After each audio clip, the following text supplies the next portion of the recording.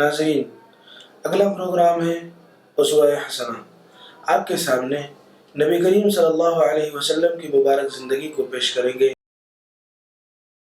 بسم اللہ الرحمن الرحیم،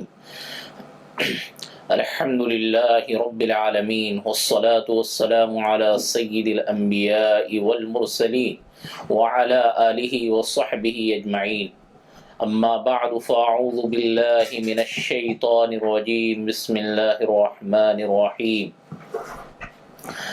تلک الرسل فضلنا بعضهم علی بعض، منهم من کلم اللہ ورفع بعضهم درجات، وآتینا عیسی ابن مریم البینات وأیدناہ بروح القدس، صدق اللہ العظیم۔ وقال النبی صلی اللہ علیہ وسلم لا تفضلوا بین انبیاء اللہ، وقال فی حدیث آخر لا تخیرونی علی موسیٰ، وقال لا اقول ان احدا افضل من یونس بن متى، او کما قال علیہ الصلاة والسلام۔ ناظرین محترم، ہمارے آج کے درس کا عنوان ہے انبیاء علیہم الصلاۃ والسلام کی بعثت کے مقاصد۔ حضرات انبیاء علیہم الصلاۃ والسلام کے بعثت اور دنیا میں تشریف آوری کے جو مقاصد ہیں اور اس کا جو منشا ہے ان کا جاننا ضروری ہے کہ اللہ رب العزت نے انبیاء علیہم الصلاۃ والسلام کو دنیا میں کیوں مبعوث فرمایا، اس کے کیا عظیم الشان مقاصد ہیں۔ نبی رحمت صلی اللہ علیہ وسلم جو انبیاء علیہم الصلاۃ والسلام کے سلسلے کی آخری کڑی ہیں اور قصر نبوت کی آخری شاخ ہے، تو نبی رحمت صلی اللہ علیہ وسلم پر اللہ رب العزت نے نبوت کے دروازے کو بند کر دیا ہے کہ آپ کے بعد کوئی نبی دنیا میں آنے والا نہیں ہے۔ تو نبی رحمت صلی اللہ علیہ وسلم کی ولادت باسعادت اور آپ کی حیات طیبہ اور سیرت طیبہ کے مختلف گوشوں کو آپ کی خدمت میں رکھنے سے پہلے نبی رحمت صلی اللہ علیہ وسلم اور دیگر تمام انبیاء علیہم الصلاۃ والسلام کے بعثت کے مقاصد اور ان کی دنیا میں تشریف آوری کی غرض اور مقصد کیا ہے، اس کا جاننا ضروری ہے۔ ناظرین محترم، انبیاء علیہم الصلاۃ والسلام اللہ کے وہ برگزیدہ اور چنندہ بندے ہوتے ہیں کہ انہیں مراتب اور درجات کے لحاظ سے ایک دوسرے پر اللہ نے فضیلت عطا فرمائی ہے۔ انبیاء علیہم الصلاۃ والسلام کو اللہ نے ایک دوسرے سے ایک نبی کا درجہ دوسرے نبی سے اللہ نے بلند فرمایا ہے، اور ہر نبی کو ان کے درجہ عطا کرنا اور ہر نبی کے سلسلے میں قرآن و حدیث میں نبی کی فضیلت سے متعلق جو باتیں بیان کی گئی ہیں، نبی کی تعریف میں اور نبی کی مدح میں بس وہی کلمات اپنی زبانوں سے نکالنا چاہیے کہ اپنی رائے اور قیاس کے ذریعے سے انبیاء علیہم الصلاۃ والسلام کی تعریف نہیں کرنا ہے۔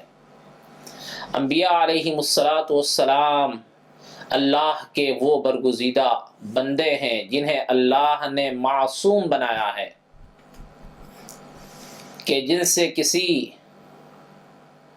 گناہ کا صادر ہونا ناممکن اور محال ہے۔ انبیاء علیہم الصلاۃ والسلام کو اللہ نے گناہوں سے معصوم اور محفوظ بنایا ہے۔ اور ساتھ ہی اللہ رب العزت نے انبیاء علیہم السلام کے درمیان درجات کے اعتبار سے اللہ نے فرق رکھا ہے۔ بعض انبیاء کے درجے کو اللہ نے بعض سے بلند فرمایا ہے، جیسا کہ سورہ بقرہ کی آیت ہے پارے 3 کی، اللہ رب العزت کا ارشاد ہے تِلْكَ الرُّسُلُ فَضَّلْنَا بَعْضَهُمْ عَلَى بَعْضٍ مِّنْهُمْ مَنْ كَلَّمَ اللَّهُ وَرَفَعَ بَعْضَهُمْ دَرَجَاتٍ وَآتَيْنَا عِيسَى ابْنَ مَرْيَمَ الْبَيِّنَاتِ۔ یہ حضرات انبیاء، یہ انبیاء علیہم السلام کی برگزیدہ جماعت ایسی ہے کہ فضلنا بعضهم علی بعض، کہ ہم نے ان میں سے بعض کو بعض پر فوقیت اور فضیلت عطا فرمائی ہے، یعنی بعض کے درجات کو بعض سے بلند اللہ نے فرمایا ہے۔ منہم من کلم اللہ، اللہ رب العزت فرماتے ہیں کہ انبیاء علیہم السلام میں سے بعض نبی وہ ہیں کہ جن سے اللہ تعالی ہم کلام ہوئے ہیں، بلا واسطے فرشتے کے اللہ تعالی ان سے ہم کلام ہوئے، جیسا کہ حضرت موسیٰ علیہ السلام جن سے اللہ تعالی ہم کلام ہوئے، جس کی وجہ سے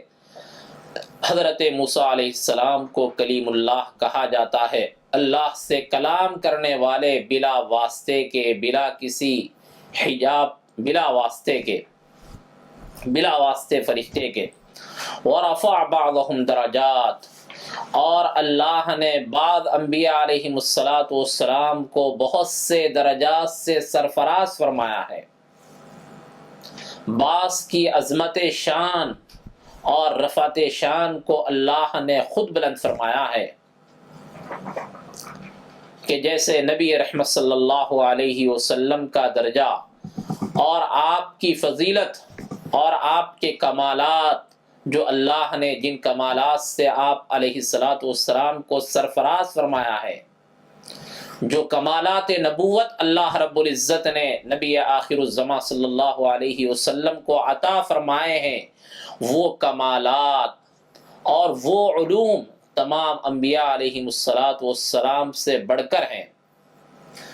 جیسا کہ خود نبی رحمت صلی اللہ علیہ وسلم نے اپنے متعلق فرمایا، حدیث میں ہے کہ اوتیت علم الاولین والآخرین،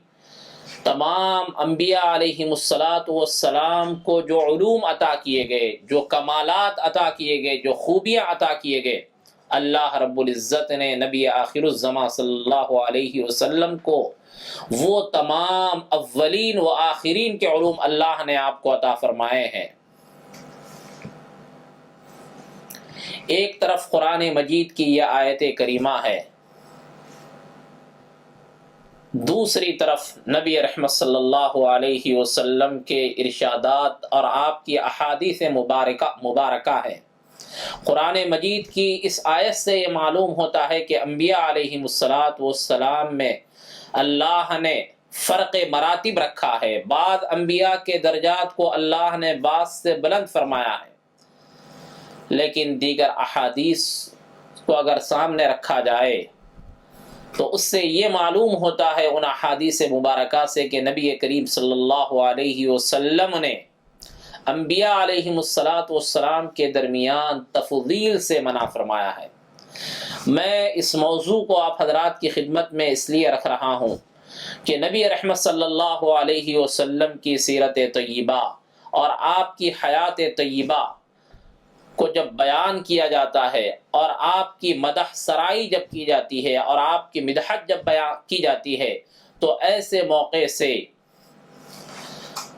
آپ علیہ السلام کی شان میں اور آپ کی عظمت میں ایسا مبالغہ آرائی سے بعض حضرات کام لیتے ہیں،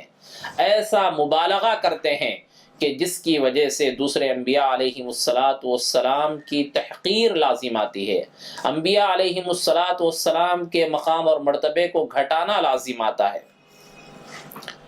نبی رحمت صلی اللہ علیہ وسلم کی عظمت اور آپ کے مقام اور مرتبے کو اللہ رب العزت نے خود بلند فرمایا ہے۔ آپ علیہ السلام کے سلسلے میں جو فضائل اور آپ کے جو کمالات اور آپ کی مدح سرائی اور آپ کی تعریف کے متعلق جو کلمات قرآن و حدیث میں آئے ہیں ان الفاظ کے ذریعے سے آپ کی تعریف اور آپ کی مدح تو کی جا سکتی ہے، لیکن اپنے ذہن اور اپنے دماغ کے اختراع سے آپ علیہ الصلاۃ والسلام کی فضیلت کو ثابت کرنے کے لیے، آپ کے کمالات نبوت کے ثابت کرنے کے لیے ہم اپنی طرف سے کوئی ایسی بات بیان نہ کریں، یا آپ علیہ الصلاۃ والسلام کی شان میں ایسی مبالغہ آرائی نہ کریں کہ جس کی وجہ سے دوسرے انبیاء علیہ الصلاۃ والسلام کے مقام اور مرتبے کو گھٹانا لازم آتا ہو۔ جیسا کہ نبی رحمت صلی اللہ علیہ وسلم کی مدح اور تعریف میں بعض حضرات اتنا مبالغہ آرائی سے کام لیتے ہیں کہ اللہ کے اس پیارے محبوب کو لے جا کر الہ کی صف میں کھڑا کر دیتے ہیں، یعنی آپ علیہ السلام کے ایسے فضائل اور ایسے کمالات اور ایسی خوبیاں بیان کرتے ہیں کہ جس کی وجہ سے الہ اور عبد میں کوئی فرق نہیں ہوتا ہے، اللہ اور اللہ کے نبی کے درمیان کوئی فرق باقی نہیں رہ جاتا ہے۔ تو یقیناً نبی رحمت صلی اللہ علیہ وسلم کا مقام اور مرتبہ اللہ نے بلند فرمایا، اتنا بلند فرمایا ہے کہ اللہ رب العزت نے خود فرمایا اپنے کلام مقدس میں وَرَفَعْنَا لَكَ ذِكْرَكَ، اے محبوب ہم نے آپ کے ذکر کو، آپ کے مرتبے کو ہم نے بلند کیا ہے۔ جس ذات گرامی کے مرتبے کو، جس کی عظمت شان کی گواہی خود اللہ نے دی ہے، تو ہمارا اور آپ کا حق ہے کہ اس ذات کی حمد اور مدح سرائی کریں، لیکن ایسا مبالغہ نہ کریں، آپ کی کمالات کو بیان کرنے میں ایسی زیادتی نہ کریں کہ جس کی قرآن و حدیث میں اجازت نہیں دی گئی، یا آپ کے جو فضائل اور جو کمالات قرآن و حدیث میں بیان نہیں کیے گئے ہیں، ایسے کمالات یا ایسے فضائل کو بیان کرنے کی کوئی ضرورت نہیں ہے۔ نبی رحمت صلی اللہ علیہ وسلم نے خود اپنے متعلق ارشاد فرمایا لا تطرونی کما اطرت النصارى، کہ میری تعریف میں ایسا مبالغہ مت کرو کما اطرت النصارى، جیسا کہ نصارہ نے حضرت عیسیٰ ابن مریم کی تعریف میں اور مدح میں مبالغہ کیا۔ اتنا مبالغہ کیا کہ نصارہ نے حضرت عیسیٰ کو یا تو 3 خداؤں میں سے ایک کہہ دیا، یا حضرت عیسیٰ کو ابن اللہ کہہ دیا، اللہ کے بیٹے تک کہہ دیا۔ تو نبی رحمت صلی اللہ علیہ وسلم سے دیگر احادیث میں جو ممانعت وارد ہوئی ہے، کہ جیسا کہ ایک حدیث میں نبی رحمت صلی اللہ علیہ وسلم نے فرمایا لا تفضلونی بین انبیاء اللہ، کہ انبیاء علیہ السلام کے درمیان میری فضیلت بیان مت کرو۔ ایک حدیث میں اللہ کے رسول صلی اللہ علیہ وسلم نے یہ بات بیان فرمائی کہ انبیاء علیہ السلام کے درمیان میری فضیلت بیان مت کرو۔ اور ایک دوسری حدیث ہے جس میں نبی رحمت صلی اللہ علیہ وسلم نے فرمایا لا تخیرونی علی موسیٰ، حضرت موسیٰ علیہ السلام پر مجھے فوقیت مت دو، موسیٰ علیہ السلام سے بڑھ کر میرے مقام کو بیان مت کرو۔ یہ دوسری حدیث ہے جس میں اللہ کے رسول صلی اللہ علیہ وسلم نے تفضیل سے منع فرمایا ہے، فضیلت اور فوقیت کو بیان کرنے سے منع فرمایا ہے۔ ایک اور حدیث ہے جس میں نبی رحمت صلی اللہ علیہ وسلم نے فرمایا کہ لا اقول ان احدا افضل من یونس بن متى، میں نہیں کہتا کہ کوئی شخص حضرت یونس علیہ السلام سے افضل ہے، یعنی اللہ کے رسول صلی اللہ علیہ وسلم خود اپنے متعلق یہ فرما رہے ہیں کہ میں اپنے آپ کو حضرت یونس علیہ السلام سے بھی افضل نہیں قرار دیتا ہوں۔ تو ناظرین محترم، یہ احادیث مبارکہ کا قرآن مجید کی اس آیت کریمہ سے تعارض ہو رہا ہے، قرآن میں تو اللہ نے یہ فرمایا کہ انبیاء علیہ السلام میں بعض کے درجات کو اللہ نے بعض سے بلند فرمایا ہے، بعض انبیاء کو بہت سے درجات سے اللہ نے سرفراز فرمایا ہے۔ اور احادیث سے مبارکہ سے یہ معلوم ہوتا ہے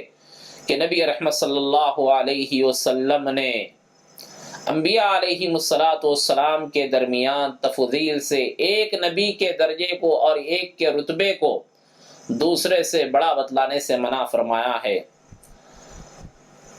تو ناظرین محترم، اللہ کے رسول صلی اللہ علیہ وسلم کے ان ارشادات اور احادیث مبارکہ کا جو مطلب ہے وہ یہ ہے کہ آدمی اپنے قیاس اور اپنی رائے کے ذریعے سے انبیاء کے مقام اور مرتبے کو بیان نہ کرے، بلکہ قرآن و حدیث میں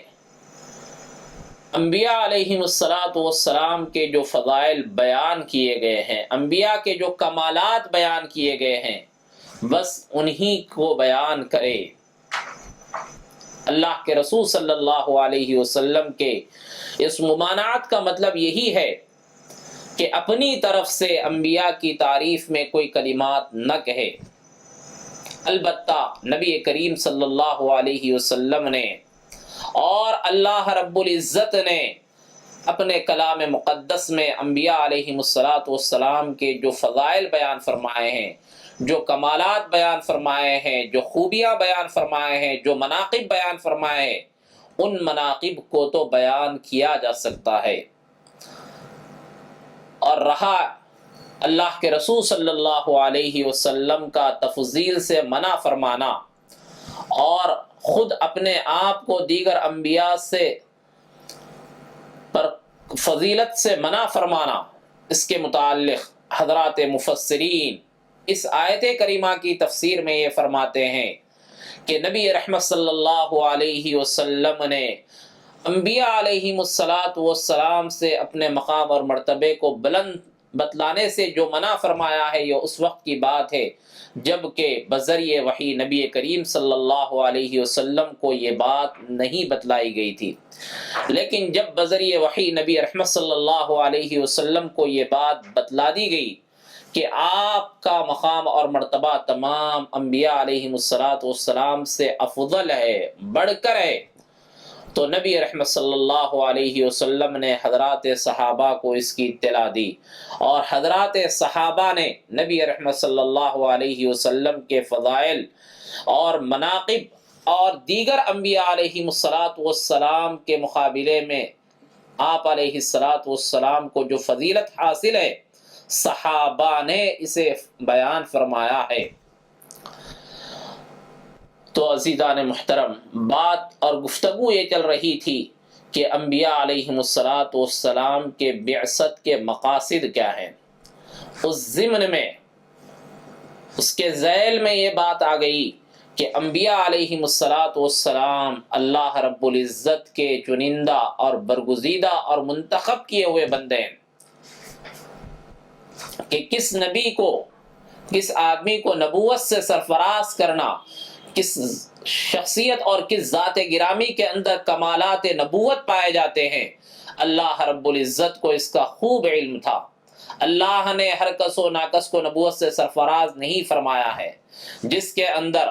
طہارت، جس کے اندر پاکیزگی اور جس کے اندر اخلاق کو اللہ نے دیکھا ہے اور جسے نبوت کا اہل اور لائق اللہ نے سمجھا ہے، اسی شخصیت کو اور اسی ذات گرامی کو، ان نفوس قدسیہ ہی کو اللہ نے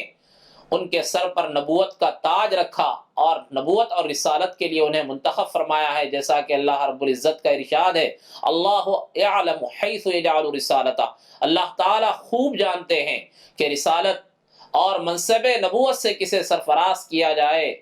کسے نبوت سے کسے سرفراز کیا جائے، اللہ رب العزت اسے خوب جانتے ہیں۔ تو انبیاء علیہ السلام کو اللہ نے منتخب فرمایا ہے، اور انبیاء علیہ السلام کے درمیان اللہ نے فرق مراتب رکھے ہیں۔ بعض انبیاء کے مقام اور مرتبے کو اللہ نے بعض سے بلند فرمایا ہے، اور تمام انبیاء علیہ السلام کو جو متفرق جو کمالات نبوت عطا کیے گئے، وہ تمام کے تمام نبی رحمت صلی اللہ علیہ وسلم کو تنہا اللہ نے ان تمام کمالات سے سرفراز فرمایا ہے۔ لیکن تمام ہی انبیاء علیہ السلام وحی الہی کے نزول کے لیے منتخب کیے جاتے ہیں۔ اللہ تبارک و تعالیٰ کی طرف سے کی جانب سے ان کی تعلیم اور تربیت کا خصوصی انتظام ہوتا ہے۔ اللہ رب العزت انبیاء علیہ السلام کی براہ راست تربیت فرماتا ہے، تو خاص ربانی تربیت ان کی ہوتی ہے۔ اللہ تعالی خصوصی تربیت فرماتے ہیں انبیاء علیہ السلام کی، انہیں تمام اہل جہاں پر، اہل دنیا پر فضیلت اور مقام فوقیت حاصل ہوتی ہے، اور توحید اور للہیت اور تعلق مع اللہ کا ایسا بلند مقام وحدانیت کے سلسلے میں، اور للہیت یعنی ہر عمل رضا الہی کے لیے کرنا، اور اللہ کے ساتھ جو گہرا تعلق ہوتا ہے اس کے سلسلے میں انبیاء علیہ السلام کو ایسا بلند مقام حاصل ہوتا ہے کہ ان حضرات کے دلوں میں، ان نفوس قدسیہ میں شرک کا ذرا برابر شائبہ تک نہیں ہو سکتا ہے۔ یہ تو وہ صفات ہیں جن کے ساتھ اللہ تعالیٰ کا ہر نبی ہی متصف ہوتا ہے، یعنی توحید میں، وحدانیت میں اور للہیت میں اور تعلق مع اللہ، یہ تمام ایسی صفات ہیں کہ جس میں ہر نبی جو ہے ان صفات سے متصف ہوتا ہے۔ لیکن ہمارے اور آپ کے نبی جناب محمد الرسول اللہ صلی اللہ علیہ وسلم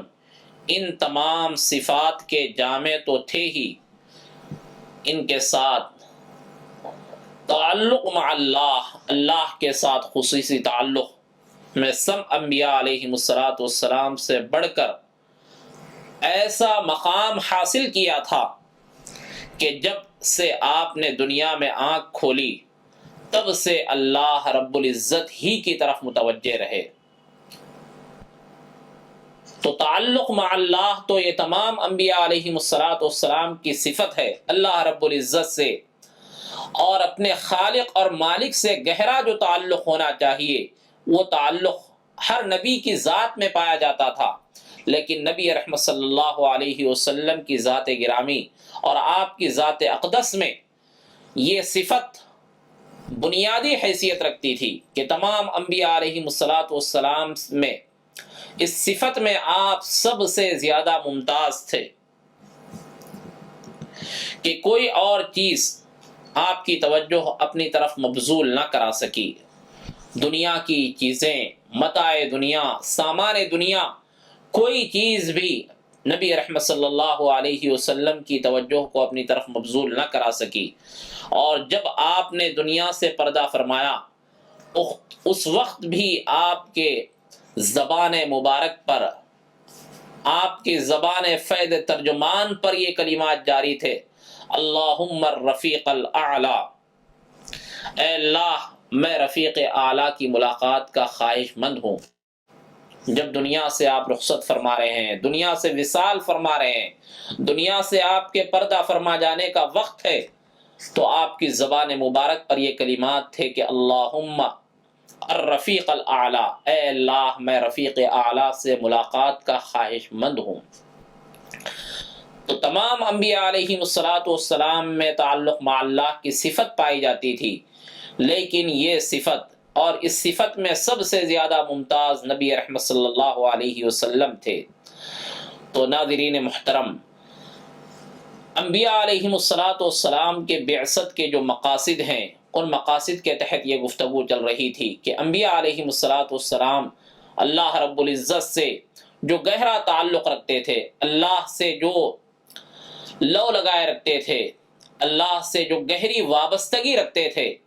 کہ کسی بھی حالت میں اللہ سے غافل نہیں ہوتے تھے، تو اس صفت میں انبیاء علیہ السلام کی اتباع کرنا ہے اور انبیاء کی پیروی کرنا ہے۔ اللہ تعالی ہم سب کو ایسا گہرا تعلق اپنی ذات سے اللہ تعالی ہم سب کو نصیب فرمائے۔ وآخر دعوانا ان الحمدللہ رب العالمین۔ محمد صاحب الإحسان حمدن لفاتر الکل وصلاۃً علی خاتم رسول۔ تمام تعریفیں اللہ رب العزت کے لیے اور صلاۃ و سلام نبی کریم صلی اللہ علیہ وآلہ وسلم کے لیے۔ ناظرین، غذا کے حوالے سے آج ہمارا موضوع ہے دہی۔ اگر ہم تاریخ کا حوالہ لیں تو دودھ کی ایک نئی شکل دہی ہے۔ بنیادی طور پر دودھ میں خمیر پیدا ہو جانے کے بعد جو شکل اختیار ہو جاتی ہے وہ دہی کی شکل ہے۔ ہم بھی دہی اسی طرح بناتے ہیں کہ دودھ میں جب ہم خمیر کا اضافہ کرتے ہیں، کچھ انزائمز کا اضافہ کرتے ہیں، تو وہ اپنی حیت، اپنی شکل تبدیل کر لیتا ہے اور وہ دہی کی صورت اختیار کر لیتا ہے۔ پہلی بات تو یہ کہ دہی میں وہ تمام اجزاء موجود ہوتے ہیں جو دودھ میں موجود ہوتے ہیں، اس میں کسی قسم کی کوئی تبدیلی نہیں آتی۔ اس میں غذائی حرارے یعنی 100 اگر گرام دودھ کا استعمال کیا جائے یا دہی کا استعمال کیا جائے، اس میں ٹوٹل کیلوریز جو ہیں وہ 60 ہیں، 60۔ ان غذائی حراروں کے ساتھ ساتھ اس میں مختلف قسم کے پروٹینز اور وٹامنز اور کیلشیم بھی شامل ہیں جو ہماری زندگی کے لیے بنیادی ضرورت رکھتا ہے۔ ہم اگر جائزہ لیں ایک عورت کی زندگی کا، تو اس کی زندگی میں جتنے کیلشیم کی ضرورت ہے وہ کیلشیم کوئی اور چیز فراہم کر ہی نہیں سکتی سوائے دودھ اور دہی کے۔ بہت سارے لوگ ایسے ہیں جو دودھ سے الرجک ہوتے ہیں، لیکن جب دہی کے انزائمز کا اضافہ اس دودھ میں ہو جاتا ہے تو پھر وہ دہی بیکٹیریا کی صورت میں استعمال کیا جا سکتا ہے اور ان کے آنتوں کے مسائل ہمیشہ ٹھیک رہتے ہیں، ان کے ہضم کے مسائل ہمیشہ ٹھیک رہتے ہیں۔ دہی کے مسلسل استعمال سے نہ صرف ہمارے جسم میں بہتری آتی ہے، ہمارے جسم میں مرض سے مقابلہ کرنے کی صلاحیت بہتر ہوتی ہے، بلکہ کہا جاتا ہے کہ دہی کا اگر مسلسل استعمال کیا جائے تو ہمارے جسم میں وہ توانائیاں حاصل ہوتی ہیں جو ہماری زندگی کی بنیادی ضرورت ہیں، اور تجربہ یہ کیا گیا کہ وہ قومیں جو دہی کا استعمال بہت زیادہ کرتی ہیں ان کی قوموں میں عمر کا تناسب ہمیشہ زیادہ ہوتا ہے، چاہے وہ چترال کا علاقہ ہو، چاہے وہ زندگی میں کہیں اور کا علاقہ تحقیق کریں تو آپ کو بہت سارے علاقے ایسے مل جائیں گے جہاں پر دہی کا استعمال زیادہ ہوتا ہے اور وہاں کے لوگوں کی عمریں بہت زیادہ ہوتی ہیں۔ جہاں تک دہی کے عام استعمال کا تعلق ہے، اس کے بارے میں یہ کہا جاتا ہے کہ دہی کیونکہ ٹھنڈا ہوتا ہے تو بہت سارے لوگ یہ مشورہ دیتے ہیں کہ جب آپ سحری کر لیں تو سحری کے بعد آپ آخر میں 3-4 چمچے اگر دہی کے استعمال کر لیں تو اس سے سارا دن آپ کو بہتری کا، فرحت کا احساس ہوگا اور پیاس کم لگے گی۔ مجھے نہیں معلوم کہ اس ٹوٹکے کی کیا طبی حیثیت ہے، لیکن میرا تجربہ یہی ہے کہ اگر دہی کو اس طرح استعمال کر لیا جائے تو یقیناً ہمیں بہتری محسوس ہوتی ہے، بلکہ سارا دن توانائی بھی بہتر رہتی ہے۔ اگر دہی کو اسی طرح مستقل استعمال کیا جائے تو یقیناً یہ ہمارے جسم کے بہتر معاملات کرتا ہے، بلکہ ہمارے جلد کے معاملات کو بھی بہتر کرتا ہے، ہمارے چہرے پر تازگی لاتا ہے، ہمارے چہرے پر بلشنگ بہتر کرتا ہے۔ اور اگر اس کا مقامی کو استعمال کر لیا جائے، یعنی دہی کو اگر جو کے آٹے کے ساتھ ملا کر چہرے پر لگا لیا جائے، دہی کو اگر کھیرے کی طرح ماسک بنا کر ملا کر استعمال کر لیا جائے تو ہر صورت میں یہ ہمارے لیے ایک بہترین دوا ثابت ہو سکتی ہے۔ اور یاد رہے کہ روزے میں ان لوگوں کو جن کو چہرے پر اور ہونٹوں پر شدید خشکی کی علامتیں ہوتی ہیں یا انہیں ڈی ہائیڈریشن کی علامت ہو جاتی ہے، اس ڈی ہائیڈریشن سے بچنے کے لیے دہی کا استعمال صبح سحری میں بھی کیا جا سکتا ہے اور چہرے پر لگانے کے لیے بھی استعمال کیا جا سکتا ہے۔ ان بچیوں کو جن کے چہرے پر دانے ہوتے ہیں، اگر وہ اس دہی کے استعمال کو اس طرح کر لیں کہ صبح سحری میں کھانے کے لیے بھی استعمال کریں اور اپنے چہرے پر لگانے کے لیے بھی استعمال کریں، تو یہ روزے نہ صرف یہ کہ ان کے چہرے کی بلشنگ کو بہتر کر دیں گے، بلکہ ان کے چہرے پر توانائی نظر آنے لگے گی۔ اگر ہم دہی کے استعمال کو صحیح طور پر سیکھ لیں تو نہ صرف یہ کہ ہم روزے میں اپنی صحت کو برقرار رکھیں گے، روزے کے ساتھ ہم اپنی توانائی کو برقرار رکھیں گے، اور روزے میں ہی ہم اپنے جسم میں وہ عوامل پیدا کر لیں گے جو مختلف امراض سے مقابلہ کرنے کی صلاحیت کو بہتر کرتے ہیں۔